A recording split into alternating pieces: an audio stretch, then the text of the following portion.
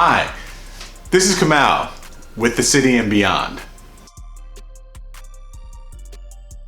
Today I'm going to walk you through traveling with my job for the first time. I have a regular full-time job. I travel with my wife, and we try to show people how to travel the world while keeping your 9 to 5. So this was actually the first time that my job actually gave me the opportunity to go somewhere. It was for a training that a manager from somewhere just offered to give me, and I was like, heck yeah, especially because the company paid for it. But if you're new here and you're looking to get some travel tips, now's the time for you to subscribe. If you have any questions, comment below. We'll be happy to answer them. Let's get started. My flight is delayed and I'm late. So now I get to go through security and have the time of my life emptying out water bottles and complaining to TSA. Should be fun. As you can plainly see, the trip started like any other that's coming out of the Metro New York area. We were delayed. For what reason, I don't remember, and they probably never told us. TSA pre-check once again for the win. So it's about an hour and a half.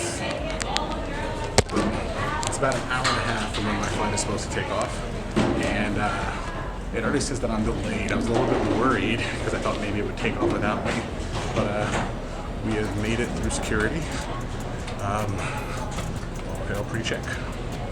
And now we are on our way to wait at the gate. Luckily for me, I have brought comics. So this is what we'll be doing. And that is actually where my plane is supposed to be. And as you can clearly see,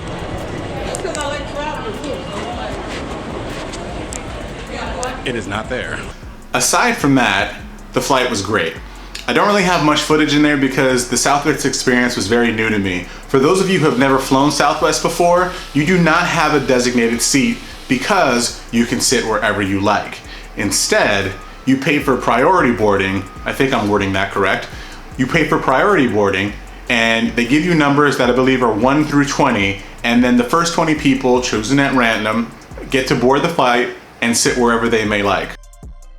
I found the plane that I went on to get to St. Louis a little dated, but comfortable all the same. Dated in the sense of I kind of like to have a screen on the flight, and mine didn't. I don't really have much footage of that because Selena usually gives me direction for the shots, and without her, I am very amateurish. So please forgive my horrible cell phone footage. I was doing the best I can.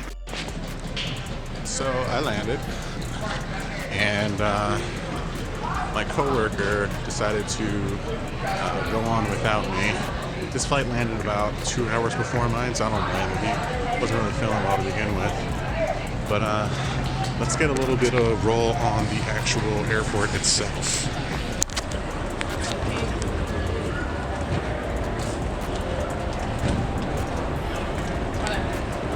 Everybody's going to baggage claim, but as you know, we do not do check bags. Probably one of the best parts about this trip for me is I didn't really have to pay for anything. My job opted to pay for it. My manager didn't really know what was going to happen, but it was okay because the person who invited me was his manager's manager. I ran into them once at a big meeting that we had, and we struck up a conversation because I lived in Indiana for a little while, and that was part of his territories. So when he had this training, he was like, who would I like to have here? And I happened to be one of them. They paid for my hotel. They paid for the rental car, which I rarely got to use. They paid for my flight, and they even paid for breakfast and one dinner. So awesome on that part. Any opportunity you have to have someone else pay for your travels, by all means, go about doing it. I arrived pretty late in the airport because of the delay, and by the time I got to my room, most of my associates, coworkers were already in their rooms out for the night, or I don't know, having a good time from Tinder.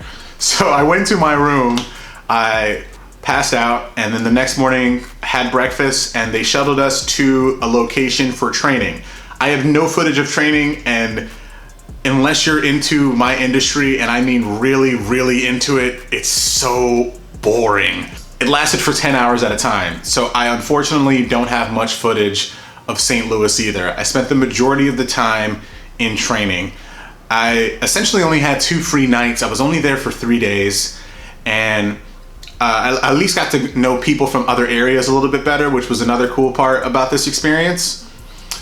One of the nights that we went out, it was the coworkers and I, we all went to go get drinks. And when I say coworkers, I mean like people within the company, not like people I work with on a regular day. Though there was one person that was there. Hi, Corey. And so we went to go get drinks at this bar. I had a flight and I had a pretzel, and that really wasn't happening. So we wound up going to another location. I don't remember the name of it, but it was pretty happening. They had all these screens and like yard games and things of that nature. It was a great time. Regrettably, I didn't get to try a lot of things that St. Louis is known for. On my way back to the airport, someone inside the shuttle made mention of St. Louis style pizza. Apparently they have their own style, which is cool because, you know, everyone's got their own thing. Obviously living in this area, we have the best pizza in the world. Don't at me, you will lose. And I was curious to find out what it was like to have St. Louis style pizza. Did not get that opportunity, but I had enough of a good time that I wanted to come back. So the next night I thought to myself, this is my only opportunity to really go out and have some sightseeing ops. So I grabbed a bunch of people, and in the middle of the rain, we went and got a picture of the arch, McDowell's. And so we tried our best to not get damp. At one point, I'm standing underneath the arch to try to keep myself dry. I got like some shaky cam footage. It might make it look like I'm Jason Bourne or something. I love the aura around it.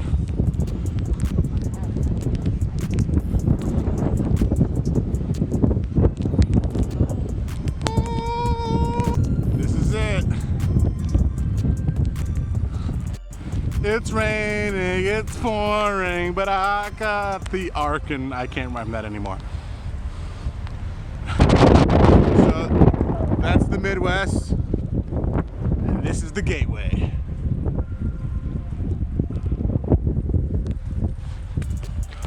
We'll get pictures in the morning, but welcome to St. Louis, kids. Welcome to St. Louis.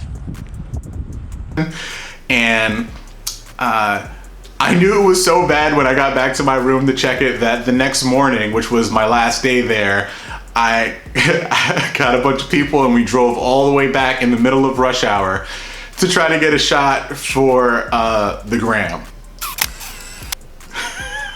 It's a good shot though, right? So on the last day, because we didn't really have time to explore or get out other than go to the bar, which thankfully there was a bar that provided a shuttle to and from the hotel, which is the only reason why we really got to go. Somebody suggested that we go to the St. Louis Zoo. If you're ever in St. Louis, it is a free thing for you to take your family to, and it is amazing. They have all these different types of animals in their regular habitats. They had penguins, which I love. They had polar bears, which were great. They had lions, tigers, bears. Oh my!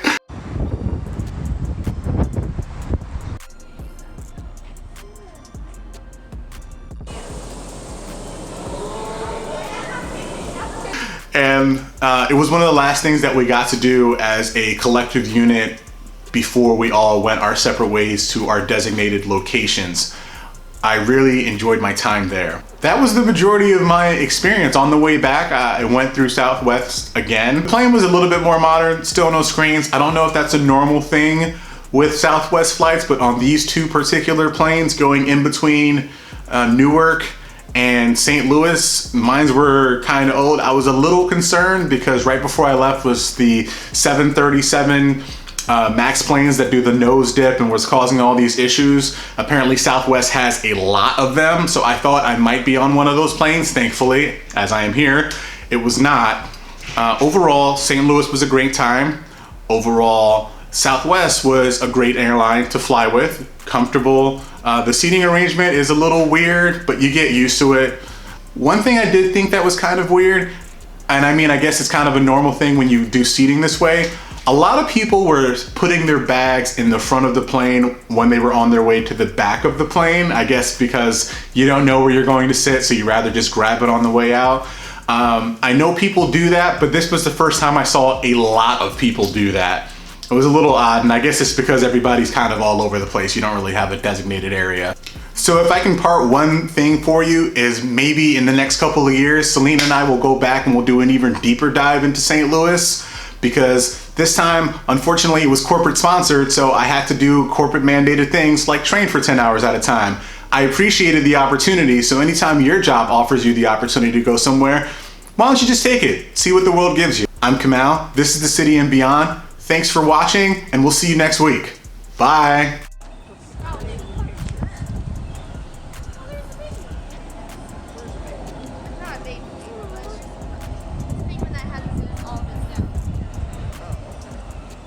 The one that's